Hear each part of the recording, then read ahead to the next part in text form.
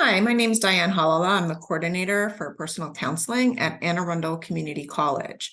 Today, I'm here to talk about stress and self-care, things that you can do to help manage feeling overwhelmed and having more control over your day-to-day life. When you're done watching this workshop, and while you're watching, I want you to think about one or two things that I share with you that you can start to implement in your day-to-day life. After you've created a habit and those things are practiced regularly, you can come back, rewatch, choose one or two more things and add those to your day-to-day life. And before you know it, you will have a much stronger sense of control over your stress, and hopefully you'll be feeling a lot better. So let's start by sharing my workshop. All right. Let's give this a minute. Okay. So like I said, am Diane. We also have two other counselors, Melissa and Marissa, both work at AACC. If you'd like to get in touch with us, you can call us at 410-777-7111, or you can email us at counseling@aacc.edu. Later in the workshop, I'm going to show you how to access our website. It has a lot more information, including getting an appointment, requesting a specific time, a specific therapist, as well as some other resources that are available to you. So let's get started. What is stress? Stress is not always a bad thing. We always assume that stress is something we want to completely squash and eliminate from our life, and that's just not what we're looking for. Stress can be a good thing. It can be a motivator. It can be a challenger. It can be an opportunity. It can create boundaries, and it can create possibilities, but we have to be able to manage it. It can impact us physically, emotionally, behaviorally, or psychologically. How we perceive an event and how much power we give it is a good indicator of how overwhelmed we're going to feel as a result. So let's just think about this as we look at what we perceived above with physical, emotional, behavioral, and psychological impacts. It's different for everybody. It's very individualized, but basically stress on a physical level can appear as aches and pains. It can appear as stomach issues, GI issues, nausea, dizziness, chest pain, and rapid heartbeat, loss of sex drive, as well as frequent colds. Emotionally, it can create moodiness. It can create irritability or short temper, agitation, inability to relax, feeling overwhelmed, a sense of loneliness and isolation, and depression or just general unhappiness. On a behavioral level, it can cause people to eat more or less, lose their appetite, sleep more or less, causes isolation from others, procrastinating and neglecting responsibilities, as well as use of alcohol, cigarettes, or other substances, as well as nervous habits like nail biting and pacing. And on a psychological level, it can cause difficulty making decisions, memory problems, inability to concentrate, feelings of confusion, poor judgment, seeing only the negative, anxious and racing thoughts, and constant worry. So if you've been experiencing some of those things and you thought, what is with me, and personalizing it, it could be just a result of your stress. And like I said, how much it impacts you is going to be how you perceive it and then how much power you give to it. It will mean something different to every person. I like to think of everybody having kind of a box, a toolbox of resiliency and personality traits that help us to basically manage our stress. And for some people with strong personality traits that can offset it and that can kind of ignore certain things, they're going to have a much easier ability to manage their overall stress. So think about what's in your toolbox. Think about what allows you to ignore stress or to focus on it and clear it. How much perseverating and how much focus you're giving it is definitely going to give you a different experience. So here's a quote that I'm going to read to you regarding stress, and this is something to think about regarding judgment. So try not to judge others who are struggling in areas that maybe you wouldn't. Maybe you think someone doesn't have a lot on their plate compared to you, but maybe their plate is smaller than yours and doesn't have a lot of room to begin with. Or maybe their plate is paper and their flimsy paper plate can't hold as much as your sturdy ceramic plate can. Or maybe their plate was broken and is now held together with glue. So this is a personal plate quote. This I found online. It does not have an author, but it is not mine. So I suggest if you want to look it up, if you just put plate quote, honestly, that's one way that I found it more than one time, and you'll probably be able to find it. It has been found that 60 to 80% of illnesses reported to primary care doctors actually have a stress component. So, it really does impact us in a very real way on a physical level. And so it is important to get your stress under control so that it isn't impacting us as negatively overall on a day-to-day basis. And obviously, you're going to see highs and lows. You're going to see times where it's easier and better and times where it's not. Some of these areas that can really impact your stress levels have to do with daily hassles, such as traffic, chores, lack of sleep, how much homework you have, how much limited free time you have, whether you're arguing a lot with your partner or your family, and whether or not you have created high expectations for yourself. Major life changes, even good things like the birth of a child or a new exciting job, can cause stress, and sometimes it can get out of control. So it's important to recognize that even good stuff can result in us feeling a little heavy and a little down, and to just recognize it so that it doesn't have as much power over us. Other life changes like divorce, major illnesses or injuries, grief, moving when it's not for a good reason, those can also create more stress. And then life circumstances, situations that people might be born into or that is less in their control, such as poverty and financial instability, disability, chronic illness, job satisfaction, living in an unsafe environment, discrimination, and values that conflict with culture. So I want you to think about these three areas. And for you, what are some of your biggest impacts of stress? Go ahead and pause it. Write a couple of these things down so that you are aware of what is possibly leading your stress journey. Cortisol and stress. Cortisol is known as the stress hormone. So it prepares our body for fight, flight, freeze. It's actually a great little hormone. It helps us, keeps us safe. But if we have too much stress, it can flood the body with glucose, which is our quick energy. So I like to say that people tend to hang out kind of here. And then when you have a reason to be stressed, you might bounce up and then slowly come back down again, or quickly in some cases. But for people who are chronically stressed, they don't just come up, they're actually hanging out up here.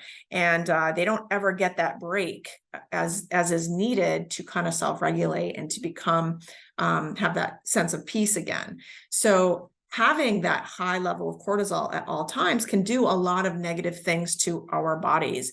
It can increase our chances of type 2 diabetes. It can cause weight gain and obesity. It can suppress our immune system, fertility, have cardiovascular issues, can create GI problems, insomnia, chronic fatigue, thyroid disorders, dementia, memory and concentration impairments, as well as depression and anxiety. It's really important not to have cortisol running and coursing through your body at all times, because it will have a long-term impact. So if you practice these self-care activities that I'm going to teach you, it's going to help to remove cortisol, and it's going to help to allow you to have a better handle on your stress.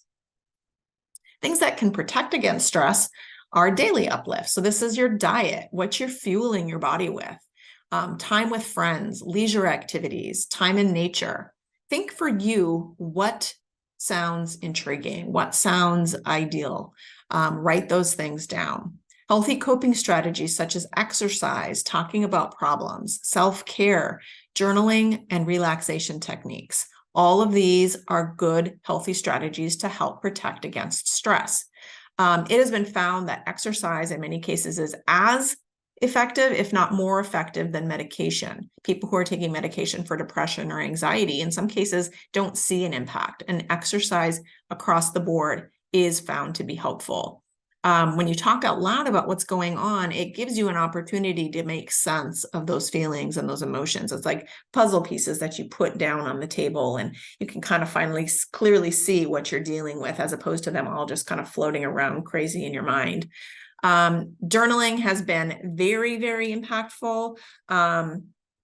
It has been found to decrease stress and anxiety, increase immune function, strengthen relationships, boost memory and attention span, and keep dreams, victories close and real. So that's really important. Relaxation techniques just allow you to reset your body system. It kind of brings the heart rate down, brings your breathing down. It does so much. I'm going to show you how to access some guided relaxations. There are a million apps that are out there. I can show you a few towards the end. It will come up in our workshop. And I'll show you also how to find one on my website, on the AACC counseling website that we've created for students and faculty and staff. But certainly it's available to anybody who's interested. Other protective factors can be financial stability, good physical health, so having a supportive family, and being motivated to succeed, and having an education. So again, think of all of these protective factors. What for you is something that you want to take some time to start to pay more attention to and implement into your day-to-day world? While you're doing that, I am going to show you how to find our relaxation techniques on our website. Give me 1 minute.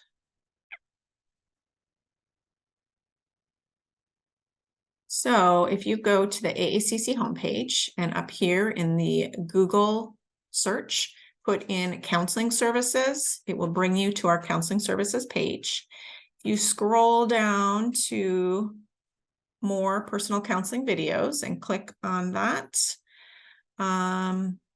you can see a 9-minute of guided relaxation. This is a wonderful 9 minutes, my voice, my apologies. And it's just going to guide you through to release tension that you're holding in certain areas, as well as doing some visualization to really let go of any stress that you're carrying. Let's go back to our PowerPoint. Okay, next slide. So this is the stress indicator questionnaire. If you want to know more about your stress level and how you're managing stress, I want you to go here. If you just Google stress indicator questionnaire, it will bring you here. You don't have to click and find this specific website, but let me show you where that is located.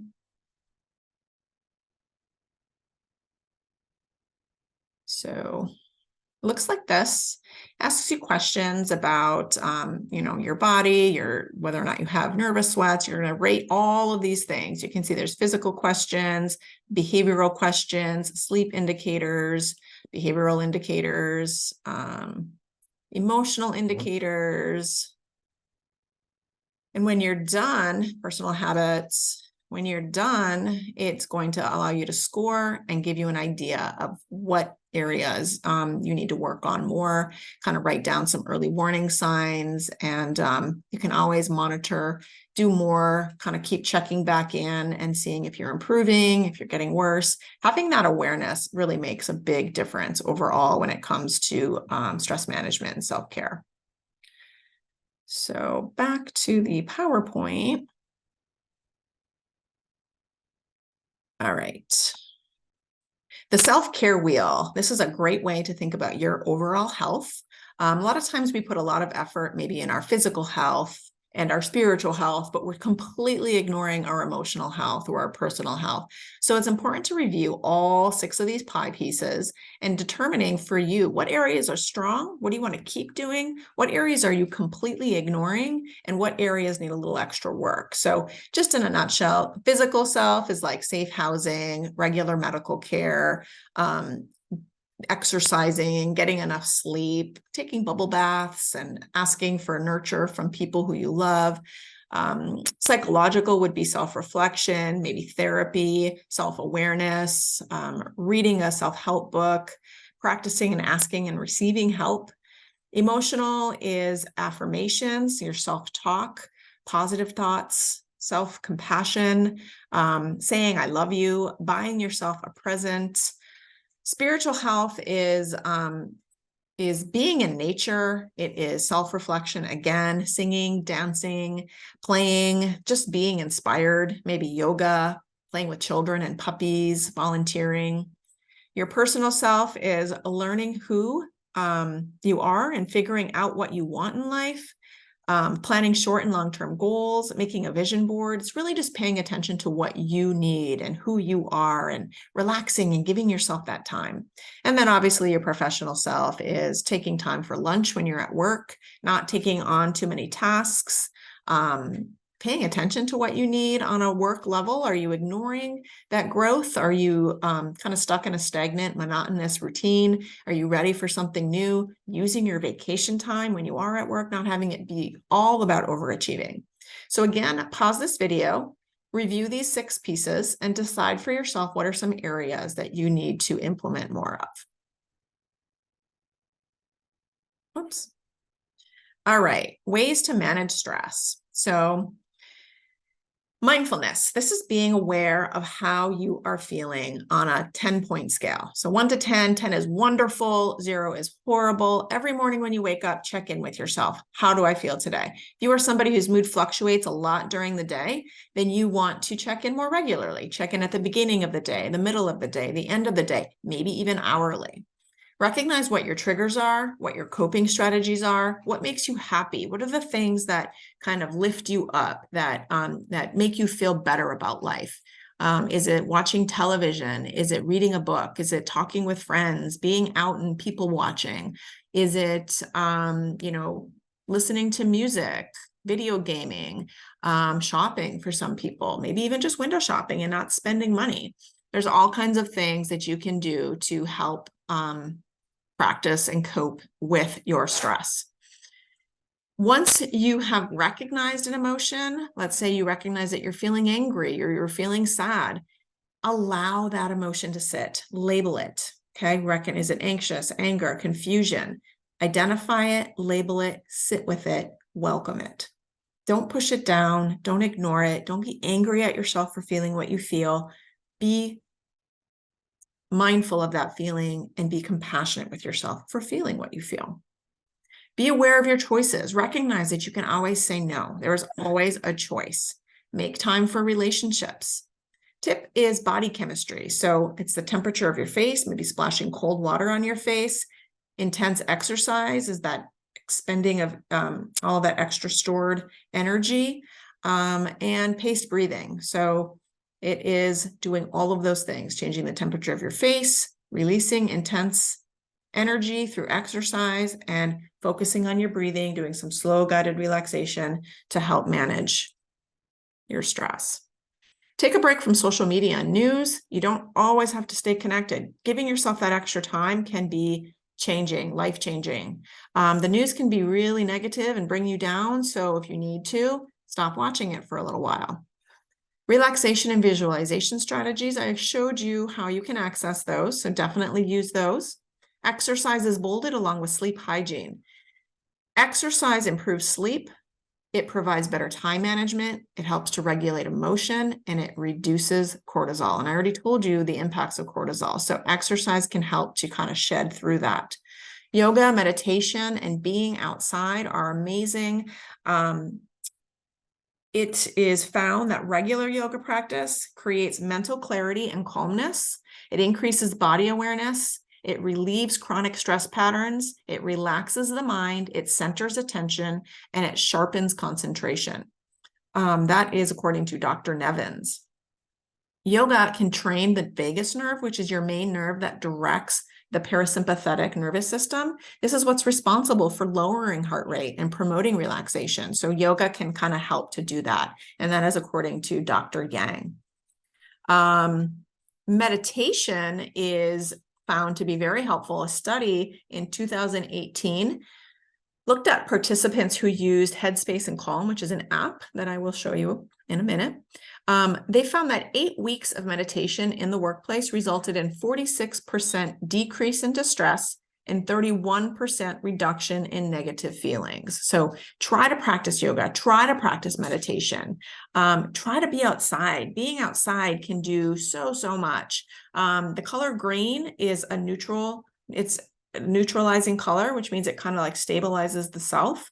My daughter, when she was 8 years old, oftentimes very anxious, we were hiking, and she commented that being on this hike was amazing to her. Even if she tried to stress, she couldn't. And those words really stuck with me. It made me realize like even a kid can recognize the peace that comes from being in nature. It's very grounding. So try to find your ways to be outside. Kind of going back to that mindfulness piece that we talked about earlier, when you really think about, checking in with yourself and being in the present and, how do I feel right now on a scale of 1 to 10? Mindfulness is basically just patience. It's non-judging. It's trusting how you're feeling in that moment, practicing acceptance and letting go. It's like that beginner's mind, remaining open and curious and receptive to new ideas. So just be aware of how you feel and be welcoming to it. We talked about that healthy diet, but also try to practice a routine. So practicing, waking up and going to sleep around the same time and eating around the same time can really have a positive impact on your life. Sleep hygiene has been found to impact us in very positive ways. So when you get decreased sleep, it causes decreased emotional regulation, higher retention of negative words. I'll explain that in a minute. It causes poor self-regulation. It causes a poor immune system and metabolism, and it increases your cortisol levels, which is that hormone that I told you about earlier that kind of causes all of those physiological issues. So a study, they took 2 groups. They had one group to sleep normally and one group was sleep deprived. They introduced a list of 100 words to both groups. 50 of those words were positive, 50 of those words were negative. The group that was sleep deprived remembered a much higher percentage of negative words, and the group that was not sleep deprived remember just a neutral 50-50 of both positive and negative words. So when you are sleep deprived, it does have a tendency to kind of push you into a more negative mindset. Self-compassion is very popular. There's a selfcompassion.org is a website that's popular by Kristen Neff. And on there is a self-compassion assessment. You can check in and see how, how you are doing with regards to your self-compassion and self-care. It's the mindset that we want to set boundaries for ourselves. We want to set realistic expectations and not set ourselves up to fail. We want to be patient. We want to practice self-care and those coping strategies. We want to practice positive psychology, being careful of what you think. Positive psychology is the ability to experience positive emotions. It's one of the most powerful and effective forms of stress regulation. So if you can, try to catch yourself in those negative thoughts. Try to, be more actively focusing on the positive. Try to rewire your neuroplasticity so that you don't necessarily always jump to the negative thinking. Positive psychology allows you to be more optimistic. It allows you to practice more acceptance and resiliency and gratitude. It's mindful, and it allows you to have better integrity. So there's nothing bad that comes from positive psychology. So if you can, practice that in any way, it's very, very helpful. There's a saying that is from an unknown author. It's a Chinese proverb, and it goes like this: be careful of your thoughts, for your thoughts become your words. Be careful of your words, for your words become your actions. Be careful of your actions, for your actions become your habits. Be careful of your habits, for your habits become your character. Be careful of your character, for your character becomes your destiny. So what you think is a very strong lead in to how you're going to behave and how you're going to then live your day-to-day life. And that will kind of lead to the outcome of your life. So gratefulness is having a positive mood. It's thinking about life satisfaction. It causes optimism. It lowers anxiety. It lowers depression, and it also decreases possessiveness. So gratefulness is very, very helpful. Think about people you're grateful for, experiences you're grateful for, things that you do have. I always like to ask myself, how could this be worse? When I'm feeling kind of frustrated, how could this be worse? Very easily, very quickly, I'm pretty grateful for where I'm at, because it always can be worse. So doing that. Just going for a 20-minute walk outside and focusing in on your senses. What are 5 things that you see, 4 things that you hear, 3 things that you feel, 2 things that you smell, and what is 1 emotion that you're experiencing? Acknowledge it, pause and sit with it, welcome it, and accept it. I'm going to show you the self-compassion workshop real quick, or website.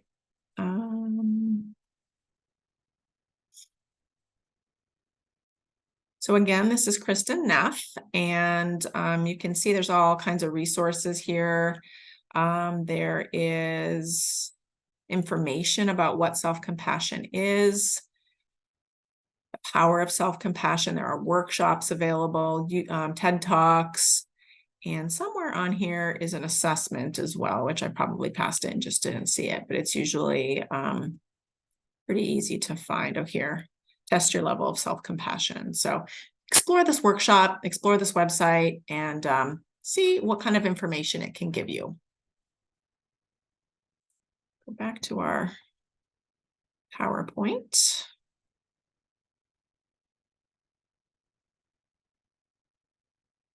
All right. You can't decide how something's stressing you out, and you can't decide what to do, your pros and cons. So this is basically making a list of the benefits of doing A, the cons of doing A, the benefits of doing B, and the cons of doing B. Everyone's heard of that activity. That's kind of where we kind of end it. And then we just feel like we'll look at it and it'll help give us information. But there's another step to that. Just because something has more cons or more pros doesn't mean that that's the thing to do. Everything has to have like a gauge. There's a measurement. So on a scale of 1 to 10, how important is this one factor in the pros list? How important is the second factor? Some things are going to have a lot more value than other things. So you're going to numerically decide on a scale of 1 to 10 how important each of those factors are for the pros and the cons for both options. You're going to add it up. Subtract the cons from the pros, subtract the cons from the pros for both lists, and then you have your answer. Which one has the higher weighted result? That is what you should do according to your measurement. But the key is paying attention to your reaction to the answer. So you don't have to do whatever the outcome is. What you have to pay attention to is, how do you feel about that answer? How do you feel about it telling you this is what you should do? Do you have a sense of dread, a sense of despair, a sense of disappointment? If you do, then it's probably the other thing that you actually want to do and should do. So what can you do? Practice laughing. Endorphins are amazing.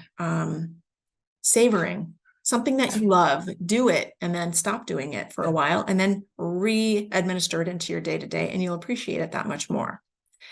Acts of kindness and volunteering. These are all like wonderful, wonderful outcomes. When you practice acts of kindness, a lot of good things happen. Imagining your best possible self. Take 15 minutes and explore. What does that look like? What do I need to do to begin that process? What's getting in the way? And then choose, how do I begin this process? What is one active action I can implement into my day to start to create my best possible self? Silver lining is finding the good in everything, even the bad. So when something bad happens, stopping for a second and identifying a couple of good things that happened as a result. Staying in the present, grounding techniques, hugs, chemical hacks. I'm going to show you all 3 of these in a minute, and then we'll come back to the other 2. So hugs. The benefits of a hug. A hug can reduce stress, improve your mood, reduce fear, reduce pain, calm your nerves, help you feel less alone, help resolve conflict, promote trust, boost sleep, improve self-esteem, relax your muscles, and boost empathy. So anytime you can hug, that might help your stress go away much, much faster. Another screen share is chemical hacks. So this is the act of hacking into your brain chemistry. So dopamine is your reward chemical. Doing these activities can help you to dump more dopamine into your body. Completing a task, doing a self-care activity, eating food, celebrating a little win. If you want oxytocin and more love happening around you, play with a dog, play with a baby, hold hands, hug, give someone a compliment. If you need more serotonin and mood regulation, meditate, run, be out in the sunshine, walk in nature, exercise. And your endorphins are your painkillers. So do a laughing exercise, watch a comedy, eat dark chocolate, or exercise. A laughing exercise would be something like, if you have two people, you take turns, like one will go ha, the other person would go ha ha, third person would go ha ha ha, or you can do like patterns with your ha's and just eventually you're going to laugh for real. You're going to release some endorphins.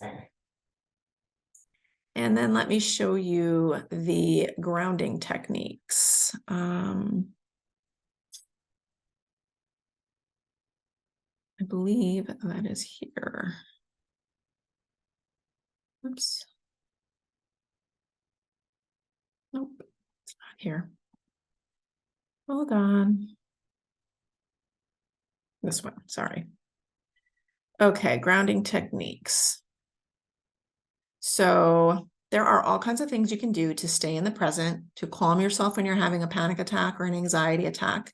This is the guided relaxation piece, which I showed you a video that'll verbally, auditorily walk you through it, but it's basically just taking some deep breaths, being conscious of the stress that's in your body and releasing it, and walk through that on your own.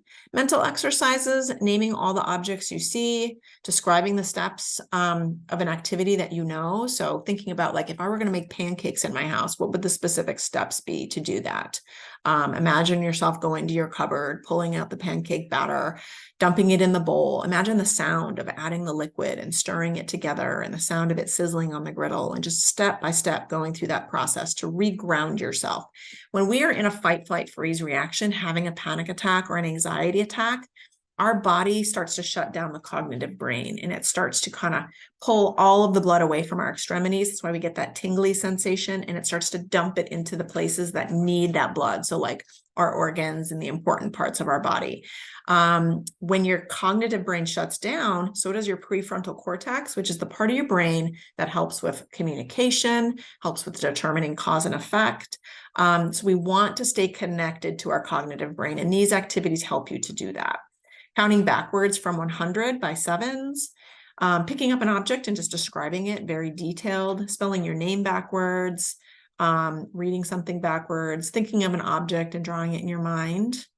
Other grounding techniques are using your senses. When we go into that fight, flight, freeze reaction, our body uses our senses to determine whether or not we're in a safe or an unsafe environment. So you want to almost like rewire that thinking so that you have control over your senses and you are more mindful of your surroundings.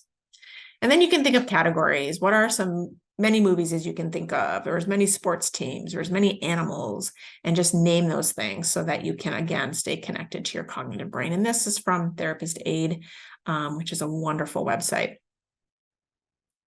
All right, we'll stop here, go back to the PowerPoint.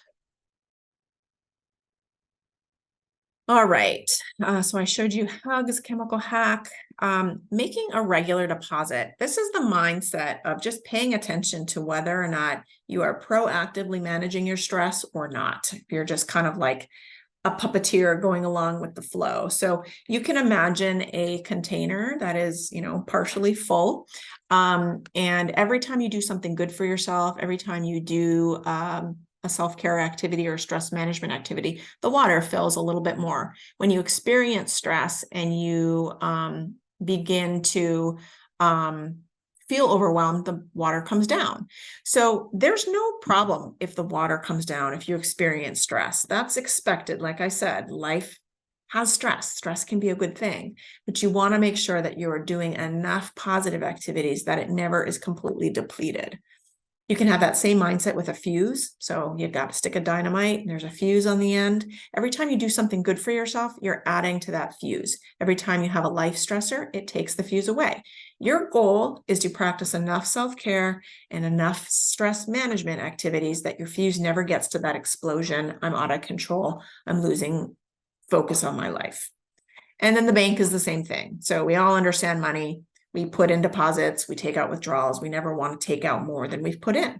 Same thing with stress care.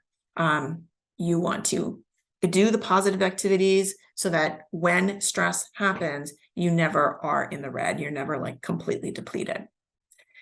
Building up your resiliency is the act of basically doing any of these things. So this is from Joyce Thomas at Ozarks Technical Community College. Assertive communication can help to build up your resiliency. It reduces stress reactions within your relationships. And as I said before, difficult relationships can help to kind of deplete our stress, to add to our stress. Changing faulty or irrational thinking habits. Are you somebody who is like, nothing ever happens right for me? I'm always experiencing this, and you're personalizing it. You're catastrophizing small things that don't have to be quite as big of a deal, overgeneralizing and assuming that, this is what always happens. Are you being realistic? Are you being accurate in how you're remembering events? Or are you talking yourself into it feeling like a bigger event? An expanded support system. So you want family members, friends. It doesn't have to be the family you were born into. Sometimes they are not our best support system. It's okay to lean on other people. We can decide who our family is. A support system, a social support, increases survival with cancer. It has been found to improve immune system and decrease your chance of depression. So it's very, very impactful. Goal setting and time management minimizes deadline anxiety, creates more energy, creates more time for things that we enjoy, and it allows you to become more positive and directed. Humor, not everything has to be serious. Laughter decreases stress hormones, it increases immune cells, and it releases endorphins, which are those feel-good chemicals. All right, and now we're into our favorite apps. So these are some apps that I found that have been really helpful for stress and self-care. Things 3 or focus to do is basically kind of allows you to create a cumulative to-do list. As new things come in, you can put it wherever you want on that list to prioritize. Forest is a time management app. It is, if you want to stay off your phone for like 2 hours, you set it within the Forest app. And while you're working and staying productive, a little tree grows. If you open your phone and go into your phone, the little tree dies and it has to start over again. I've heard that they're actually planting trees with every one that you physically grow. In your app, you get to actually keep these, grown trees that your productivity created. So you essentially are building a forest for yourself. Shine is full of inspiring articles. It allows you to focus on your gratefulness. It allows you to kind of have that positive self-thoughts and thinking. Eternal Sunshine sends you daily affirmations. If there are some that kind of speak to you, I would implore you to take a screenshot, maybe have it be your home screen so that you're rereading it and kind of experiencing it on a more regular basis. I talked about Headspace and Calm earlier in our workshop. This has a lot of meditation practices, a lot of mindfulness practices. You can see this image here is from the Calm app. And so things about reducing stress, improving your performance, gratitude, self-esteem, happiness, reducing anxiety, and sleep. Headspace and Calm, we just spoke about. And then podcast is just a reminder that I don't always have to be on TV. Sometimes just listening to a podcast, a feel-good podcast, informative podcast, or story can really make a difference. Sanity and Self has reminders, things like drink water, don't forget to exercise. It is a way to implement better self-care, kind of like having a, self-love relationship with you. Nod was created during the pandemic. It was a way to stay in touch from afar. So if you have family members that live far away and you want to maintain better relationship with them, these are great ideas of how to do that. If you're still practicing distance because of COVID, there's other great opportunities on here. Little challenges, gives you just ideas to kind of be creative in your distance. And you can see there's some images here that show some of the things that Nod focuses on. Day one is a journaling app. It allows you to journal. I told you the benefits of journaling earlier in our conversation. So it's really important to kind of have an opportunity to do that where maybe your phone is accessible and you're going to be more likely to journal if the app is in front of you instead of doing it at home. To be honest, paper to pen is really good because it slows your thinking down and allows you maybe to get deeper into your subconscious thought. But having your phone always accessible might make you journal more frequently. So again, journaling will reduce stress and anxiety. It'll help increase immune function, strengthens relationships, it boosts your memory and attention, and it helps you to stay focused on your dreams and your victories. New Gratitude is a app about focusing on creating gratitude and maintaining gratitude. So New Gratitude and Gratitude 365 both do that. It allows you to download pictures, kind of write a little quick story or focus on somebody that you're grateful for. And that is that. So if you have time, it would be great for you to do a guided relaxation. You can go back to my website, aacc.edu, and then type in counseling services, go to the more workshops and click on 9 minutes of guided relaxation. End this conversation with a guided relaxation so that you start your day on a positive note.